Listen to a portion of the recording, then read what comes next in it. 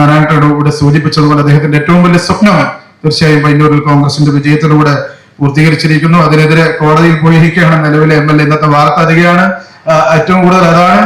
ജനകീയ കോടതിയിൽ തോറ്റ CPM ഇനി ശരിയായ കോടതിയിൽ കൂടി തോൽക്കുന്ന ഒരു രാഷ്ട്രീയ വാർത്ത കൂടി പയ്യന്നൂരിൽ ഉണ്ടാകുമെന്ന് 2010 KSUവിന്റെ ജില്ലാ സമ്മേളനത്തിൽ പോകുമ്പോൾ ചെറുപുഴയിൽ നിന്ന് 3 ബസ് ഏർപ്പാട് ചെയ്തു. ആ 3 ബസ്സിന്റെ പൈസ, ഒരു ബസ്സിന്റെ പൈസ അന്നത്തെ മണ്ഡലം കോൺഗ്രസ് കമ്മിറ്റിയുടെ പ്രസിഡന്റ് റോഷി ജോസ് 5000 രൂപയോളം ഒന്ന് അറേഞ്ച് ചെയ്തു തന്നു. മറ്റ് 2 ബസ്സിന്റെ പൈസ എന്തൊക്കെയോ സാഹചര്യം കൊണ്ടായില്ല.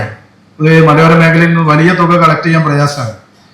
അന്ന് KSUവിന്റെ നേതൃനിരയിൽ നിൽക്കുന്ന സമയത്ത് അവസാനം സുധാരേട്ടനെ വിളിച്ചു. സുധാരേട്ടൻ പറഞ്ഞു MNCനെ പോയി കാണാൻ വേണ്ടി പറഞ്ഞു. ഞാൻ പയ്യന്നൂരിലേക്ക് ബസ്സും കയറി വന്നപ്പോ എന്റെ മനസ്സില് നാരായണേട്ടൻ 100 രൂപയുടെ കഥ പറഞ്ഞപ്പോഴുള്ള ഒരു പെട്ടെന്ന് ഓടി വന്ന ഒരു ഓർമ്മയാണ്. മുണ്ട് മാറ്റിയിട്ട് കീശയിൽ നിന്ന് 10000 രൂപയുടെ ഒരു കെട്ട്, 10000 രൂപയുടെ കെട്ട് 84 നിന്ന് 2010 ആലോചിക്കണം. എന്തോ മകന്റെ സ്ഥാപനവുമായി ബന്ധപ്പെട്ട എന്തോ ആവശ്യത്തിന്, വ്യക്തിപരമായ ആവശ്യത്തിന് MNC പോകുന്ന സമയത്ത് കയ്യിലുണ്ടായിരുന്ന പൈസയാണ്. സുധാകരന്റെ കോള് വന്നു. ഞാൻ ചെറുപുഴയിൽ നിന്ന് ബസ് കയറി 1 മണിക്കൂറിനകം പയ്യന്നൂരിൽ വന്നപ്പോൾ നേരെ കോൺഗ്രസ് ഓഫീസിന്റെ അടുത്ത് വരാൻ വേണ്ടി പറഞ്ഞു. കോൺഗ്രസ് ഓഫീസിന്റെ അടുത്ത് ഈ കീശയിൽ നിന്ന് എനിക്ക് ആ പൈസയുടെ കണക്ക് ഞാൻ പറയാൻ കാരണം എന്റെ ജീവിതത്തിൽ ആദ്യമായിട്ട് അത്രയും പൈസ ഒരുമിച്ച് പിടിച്ചത് ഞാൻ MNC തന്നപ്പോഴാണ്. കാരണം 3 ബസ്, ഒന്ന് തിരുമേനിയും പ്രാപ്പൂരിനും കൂടെ ഒരു ബസ്സും, ഒന്ന് കോഴിച്ചാലും പുളിങ്ങവും കൂടെ ഒരു ബസ്സും, വിരിങ്ങവും വൈക്കരയും കൂടെ ഒരു ബസ്സും. അപ്പൊ ഈ ബസ്സിന്റെ കണ്ണൂരിലേക്കുള്ള യാത്രയും യാത്രാ ചെലവും അതുപോലെ തന്നെ ഭക്ഷണത്തിന്റെ ചെലവൊക്കെ ആയിട്ട് ആ 10000 രൂപ അങ്ങെടുത്ത് കയ്യിൽ വെച്ച് നിന്നപ്പോ എന്റെ കണ്ണ് നിറഞ്ഞുപോയി. ഞാൻ ചോദിച്ചു ആരോടെങ്കിലും, ഞാനും പ്രതീക്ഷിച്ച ആരോടെങ്കിലും കൂട്ടിക്കൊണ്ടുപോയി മേടിച്ചു തരായിരിക്കും, അല്ലെങ്കിൽ എവിടെയെങ്കിലും. സ്വഭാവമായിട്ട് നമ്മുടെ നേതാക്കന്മാർക്കുണ്ടല്ലോ എന്തെങ്കിലും ഒരു പൈസ ചോദിച്ചാൽ അവിടെ പോയി വിളിച്ചു പറഞ്ഞിട്ടുണ്ട്, അവിടെ പോയി മേടിച്ചു, അല്ലെങ്കിൽ ഇവിടെ പോയി. പൊതുവെ കയ്യിൽ നിന്ന് എടുത്തു തരുന്നത് ദിവസമുണ്ട്. കയ്യിൽ നിന്ന് എടുത്തു തരുന്ന നേതാക്കന്മാർ വളരെ കുറവാണ്. കുഞ്ഞുമ്പോട്ടനൊക്കെ ഉണ്ട് അങ്ങനെ. എന്റെ അനുഭവത്തിൽ ഒരുപാട് നേതാക്കന്മാരുണ്ട്. എന്നാലും MNCന്റെ ആ അനുഭവം 84 നിന്ന് 2010 എത്തുമ്പോൾ ഈ പുതിയ തലമുറയിലും MNCന്റെ അവസാന കാലത്ത് KSUവിനെയും കോൺഗ്രസിനെയും ഒക്കെ നയിച്ച ഞങ്ങൾക്കുമുണ്ട് അതുപോലെ അതിനേക്കാളേറെയുള്ള വലിയ ഓർമ്മകൾ എന്ന് മാത്രം ഈ അവസരത്തിൽ പറയാൻ ആഗ്രഹിക്കുകയാണ്.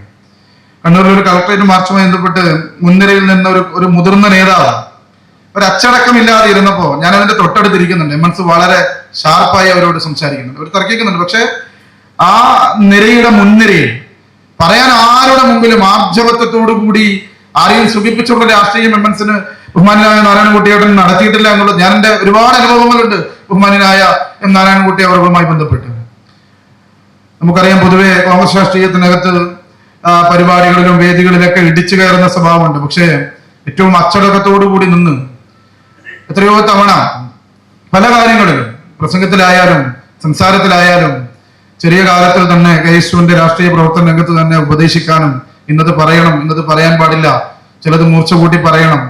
ഏറ്റവും കൂടുതൽ ഒരു MNCന്റെ വാത്സല്യം ലഭിച്ച ഒരു പുതിയ തലമുറയിലെ ഒരാളെന്ന നിലയിൽ കൂടി ബഹുമാനായ ശ്രീ നാരായണൻകുട്ടിയേട്ടന്റെ ഓർമ്മകൾ തീർച്ചയായും പയ്യന്നൂരിലെ അവസാനത്തെ കോൺഗ്രസ് പ്രവർത്തകന്റെ അവസാന ശ്വാസം നിലക്കുന്നത് വരെ അദ്ദേഹത്തിന്റെ ജ്വലിക്കുന്ന ഓർമ്മകൾ ഈ മണ്ണിൽ ഉണ്ടാകും എന്ന് മാത്രം പറഞ്ഞുകൊണ്ട് നാരായണേട്ടൻ ഇവിടെ സൂചിപ്പിച്ചതുപോലെ അദ്ദേഹത്തിന്റെ ഏറ്റവും വലിയ സ്വപ്നം തീർച്ചയായും പയ്യന്നൂരിൽ കോൺഗ്രസിന്റെ വിജയത്തിലൂടെ പൂർത്തീകരിച്ചിരിക്കുന്നു. അതിനെതിരെ കോടതിയിൽ പോയിരിക്കുകയാണ് നിലവിലെ MLA. ഇന്നത്തെ വാർത്ത അധികമാണ്. ഏറ്റവും കൂടുതൽ അതാണ്.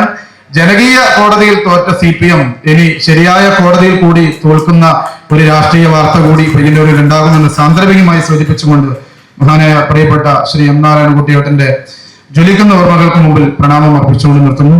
ജയ് ഹിന്ദ്.